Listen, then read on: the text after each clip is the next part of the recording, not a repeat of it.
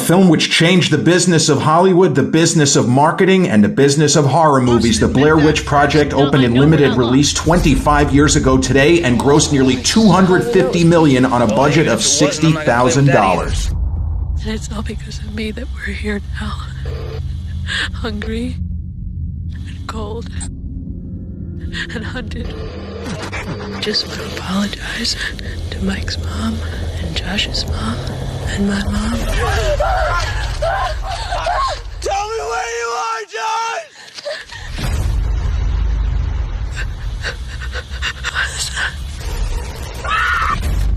I'm gonna die out here.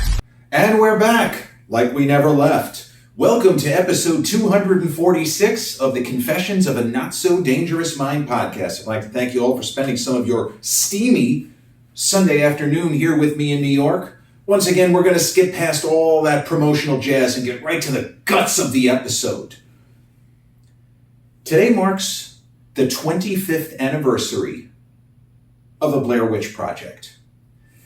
Now, this is admittedly a bizarre anniversary because the Blair Witch Project actually screened famously at the Sundance Film Festival in January of 1999. And it got a full theatrical release, or I should say it did not get a full theatrical release for another 6 months.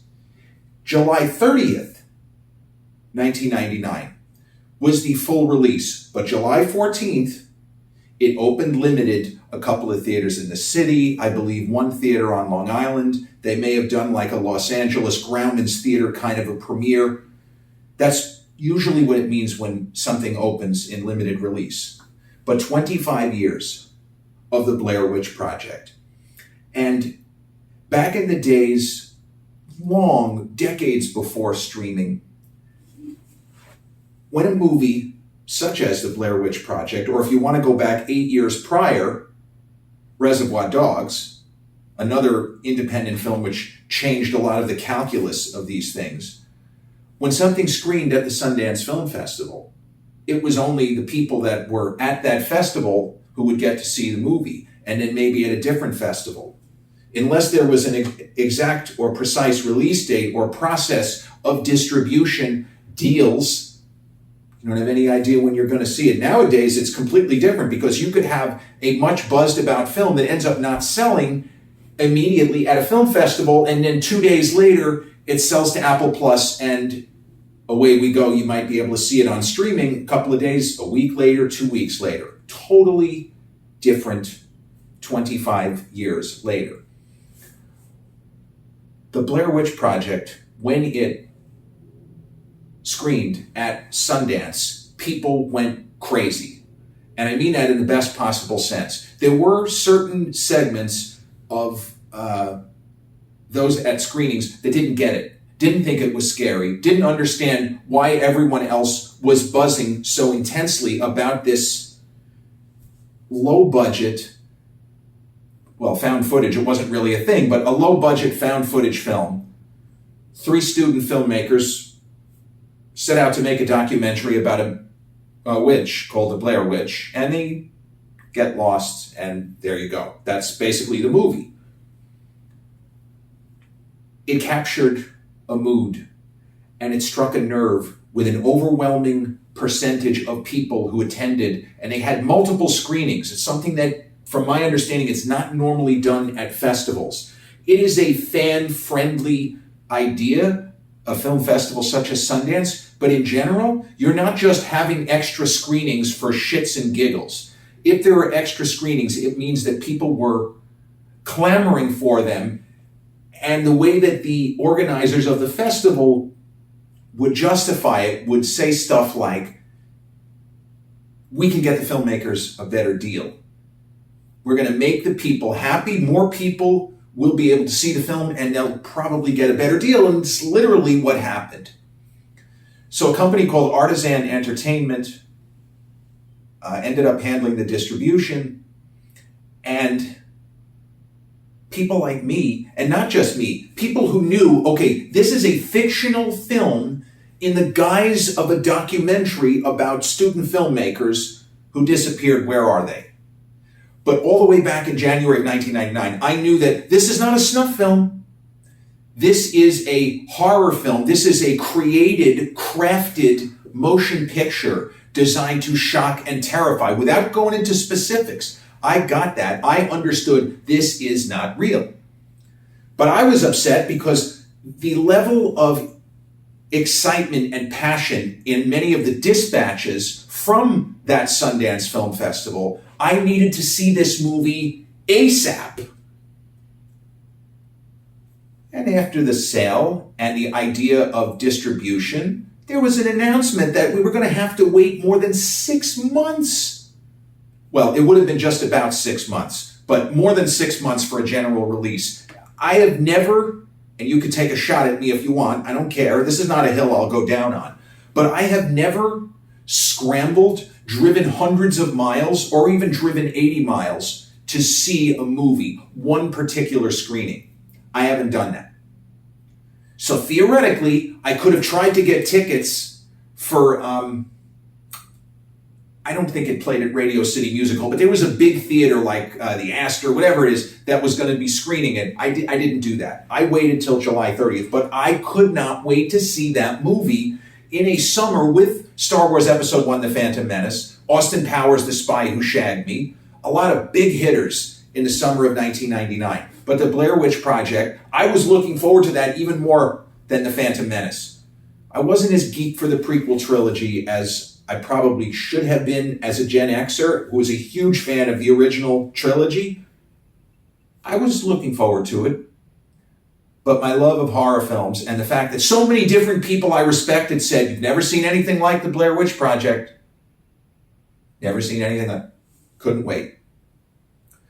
So, unbeknownst to the average film fan who was not reading dispatches from the Sundance Film Festival in 1999, who was not staying up on what's going on in the independent film world, or even what's going on with some summer releases, the filmmakers, Eduardo Sanchez and Daniel Myrick, maintained a certain level of control even after the project was sold, and they helped craft an incredible marketing scheme. And it's okay to use the word scheme. It doesn't always, it has a negative connotation, but in this case, I don't use that word in a negative way. The advertising and marketing for this movie purports that it is real, that it is, in fact, a snuff film, or a film of disappearance of these 3 young filmmakers, and maybe we'll find them. Maybe we'll figure out what happened. Words to that effect. When it opened, and I saw it in theaters, Sixth Sense, another big one from that summer. That was a massive monster runaway hit. And The Matrix was not technically a summer film. I believe The Matrix opened in March, April, or May, but it was still tearing up the box office into the summer. It was kind of a holdover or a sort of a crossover that had crossed from spring release to summer. But when the Blair Witch Project opened, if you had asked me before my dad and I went to theaters, we went to the Broadway Mall in Hicksville, that's where we saw it, big theater. If you had asked me how many people who are going to be there tonight, let's say it's going to be a sellout, you're going to be in a packed to the rafters, standing room only theater at the Broadway Mall. How many people in the theater are going to think that this is real? I would have immediately said, nobody's going to think this is real. This movie's been advertised for months. I would estimate that at least 25%, if not more like 30 to 40%, had only read the marketing, had not read the actual information about the movie itself. They had seen the ads and they thought they were watching the, found footage. They disappeared. Are they dead? What happened? Now, even me knowing that this wasn't real, knowing that, for example, Joshua Leonard was already working on the film. He plays Josh, not surprisingly. They all use their real names. Michael C. Williams is Mike, Heather Donahue is Heather, Joshua Leonard is Josh. But I was keeping up with these things, and I knew that Joshua Leonard had already springboarded from the Blair Witch Project before it opened And he didn't have a huge role, but he's a supporting character in the film Men of Honor with Mr. De Niro and the Cuba Gooding Jr. I don't tell people stuff like that, but I knew that they weren't dead, they didn't go missing, they simply made a movie. Now, in my movie-going life, in my movie-watching life, even though we understand that this is a movie, this isn't real, the movie fucked me up more than anything that I had seen up to that point, and more than anything I have seen since. You know, the movie Get Out really is unsettling, unnerving, but it didn't leave me shaken. It didn't leave my heart rate at 160 for hours after seeing it, as the Blair Witch Project did, even with the understanding this is a fictional film, they're just actors, there is no Blair Witch, we're good, we're not going to die. Even knowing all that, the film scared the absolute shit out of me. And I couldn't understand why I was so effed up, but I was. That is how deeply in the marrow that movie got me. Had real difficulty getting to sleep. At 2 a.m, my heart rate was still significantly elevated. I kept hearing, spoiler alert, I kept hearing Heather's scream towards the end of the movie. I kept hearing it in my head. I kept hearing her scream Josh and or Mike at the top of her lungs. The interesting thing, or one of the interesting things with the Blair Witch Project, is if you look at the IMDb score from viewers, that's the one that has Shawshank Redemption as the most popular film of all time. It has the highest score. It's in the 9s. The Blair Witch Project, the score is like 6.5. It's not a very good number. There are movies that'll get like 20% on Rotten Tomatoes that are higher than 6.5 if they're sort of audience-pleasing movies. The Blair Witch Project is at 86% on Rotten Tomatoes, which is a very high score. It means that, obviously, 7 out of every 8, more or less, 7 out of every 8 people who weighed in with their opinions thought the movie was worth your time. And it made a lot of 10 best lists. And there was even some Oscar buzz for Heather Donahue, who people said that, you know, she had a very natural way of relating, and a kind of iconic moment towards the end of the film where she films what amounts to almost a last will and testament and an apology to her parents, her family, and those of her cohorts. She thinks they're fucked. And it's really an extraordinary scene. And she gets extra points for just letting it all hang out, literally. You know, it's kind of believable that they're cold and she's got bats in the belfry in her nose while she's crying her eyes out. Feels real to me. The movie hit, and it grossed close to $250 million worldwide. And this is another kind of a film where you wouldn't necessarily think that it would play overseas. It is kind of a specifically American movie, and Heather even jokes at one point, kind of one of the last light moments in the film, we've destroyed so much of our natural resources, we can't get that lost. Well, under normal circumstances, she probably would be right, but witchcraft and all, right? It made more than 100 million overseas, which is completely insane.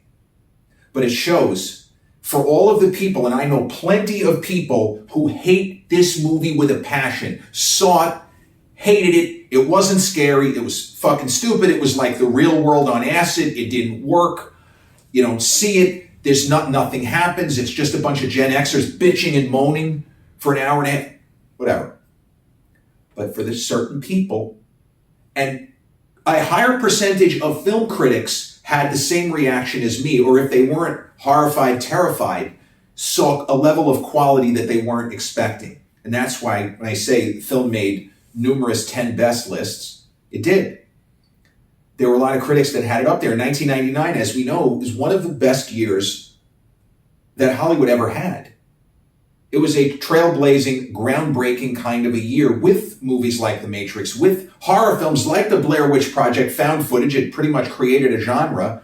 The Sixth Sense, a real kind of upscale, classical horror thriller type movie. The Matrix, which changed special effects, which changed the way action movies were made. And the Best Picture winner is a movie that's okay, but I don't love it, American Beauty. I love Sam Mendes, the filmmaker. But if you ask me, do I think Road to Perdition is a better movie than American Beauty? Yeah, I do.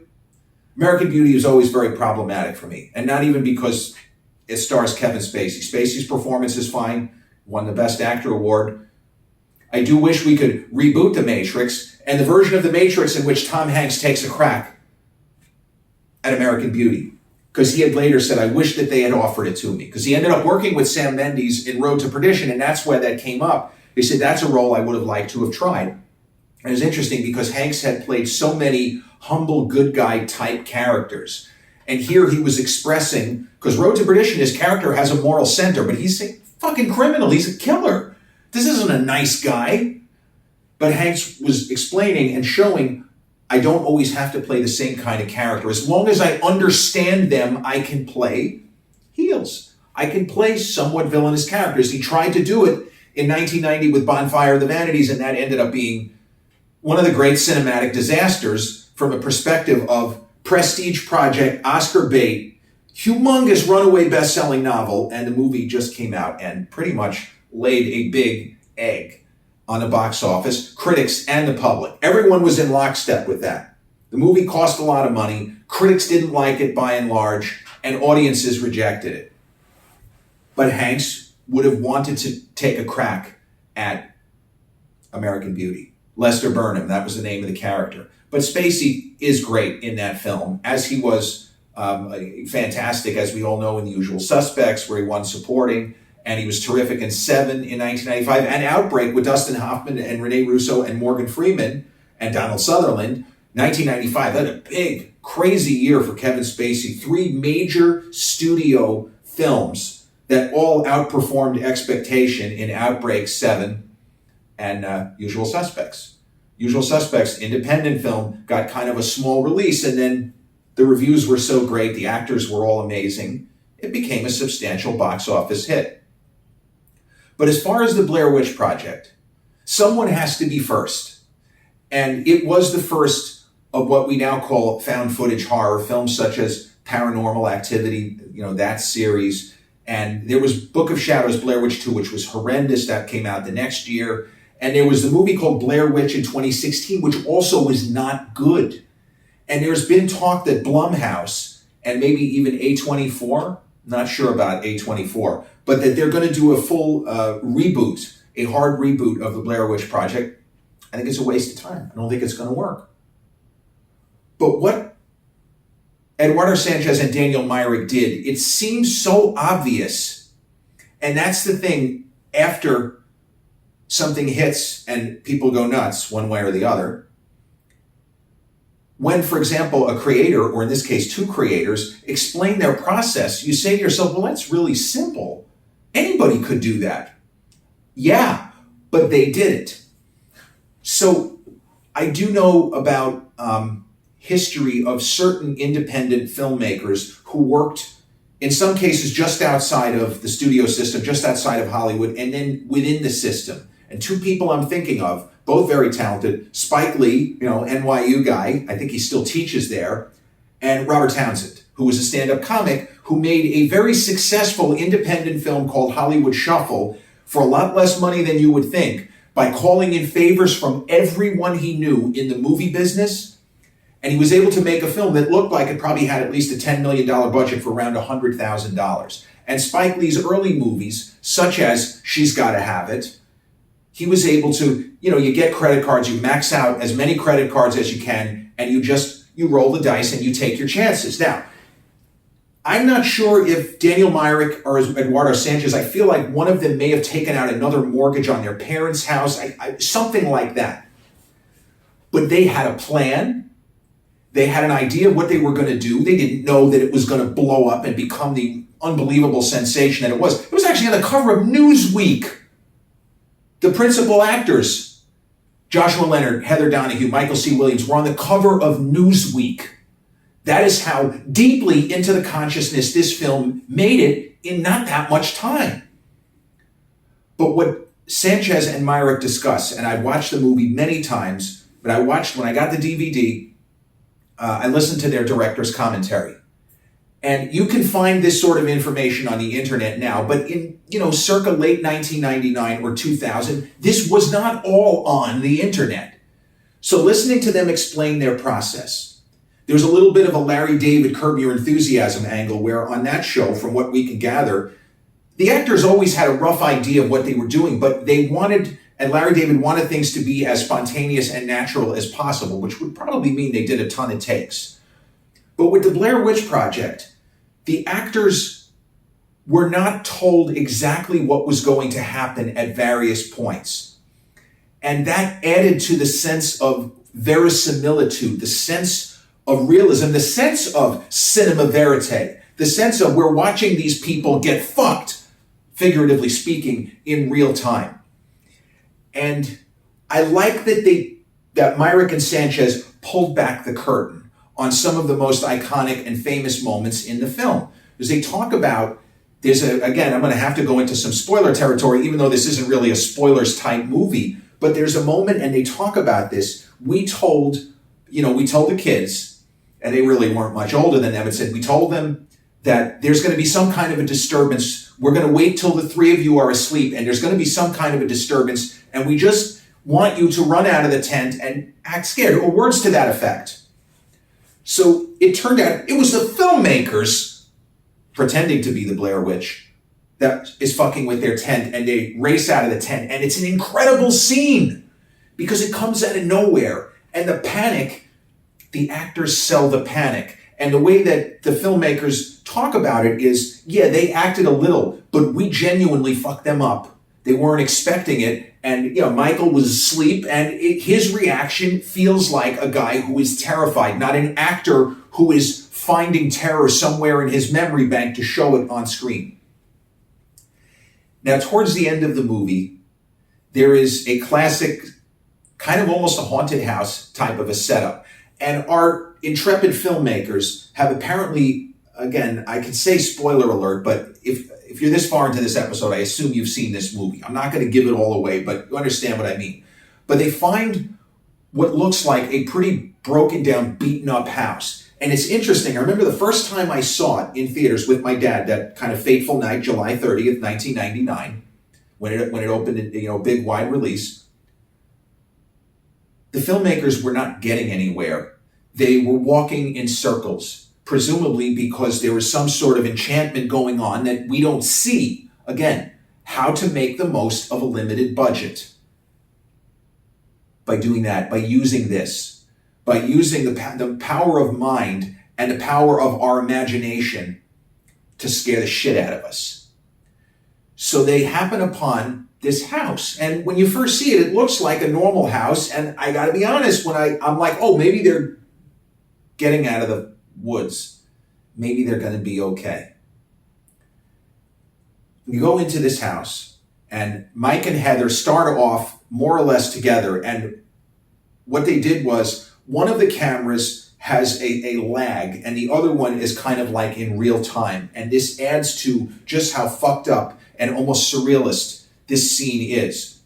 But as they move into the house, you see what look like handprints, bloody fingerprints of children on the walls. And seeing that for the first time was really chilling. Watching it on DVD, listening to Eduardo Sanchez and Daniel Myrick, they say that was our favorite day. It was the most fun day we had on set. We were just getting ready to shoot, the last sequence in the house, but the actors weren't there. And basically, the two filmmakers, I'm not sure if it was just a bunch of nieces and nephews or other people connected to the production, but it was about a dozen kids that were there in this absurdly broken down, dilapidated house in the middle of fucking nowhere. And they had finger painting. And the kids, he said they had so much fun. The kids were just going like that. They were sticking their fingers on the wall, and we had such a great time with them. We're eating, KFC. We're screaming. The kids are carrying on. The effect in the movie, it looks like bloody child handprints. It doesn't look like anybody was having fun. So that's what I mean when I say pull back the curtain. The Wizard of Oz, pull back the curtain, explaining how you achieved this particular look or these shots inside of the house. Now, they may have always knew they were going to do something like that, but hearing them say it, I appreciate that they spilled those secrets. Now, I didn't think that they used real blood or that, oh, no, that's exactly, because they could have portrayed a story. That's how we found the house. We don't know how those bloody handprints got there. No, they laid it out. They explained it to us. So if I had to classify Blair Witch Project historically, it is a pivotal film from the Hollywood perspective because it gave more ideas to new generation of filmmakers that they didn't necessarily need to make, to go through the studio route to make a huge hit horror film, that there was a different pathway to take, that you could stretch a very limited budget if you don't have the backing of the studios. And people, if you do it right, if you build it, they will come, as they said in the movie Field of Dreams. And people showed up in droves and told their friends, and I saw it with somebody who didn't like it at all, didn't understand, so I didn't get it. I thought this was going to be scary. And then I know people who say, it's the scariest movie I've ever seen. And if you go on Rotten Tomatoes right now, you will find mainstream famous critics, the Roger Eberts of the world, Michael Wilmington, those level of critics, David Denby, they will say, this is one of the scariest movies I've ever seen. This is an out-and-out masterpiece. It is unfortunately more of a critic's movie than an audience movie. It's almost made for people who are deconstructing and saying, wow, they really achieved something here. You don't need nothing but money shots, so to speak, to sell the horror, because our imaginations do just as good a job as any special effect, creature effect, mechanical effect we could ever see on screen. 25 years of the Blair Witch Project. Amazing. Directed by Daniel Myrick and Eduardo Sanchez, and starring Heather Donahue, Michael C. Williams, and Joshua Leonard. It's readily available on streaming. I know that it's been on Netflix. I believe it's free on Amazon Prime as we speak, and it might also be free on Tubi, but if you have Prime, you don't have to pay. It is well worth it if you haven't seen it.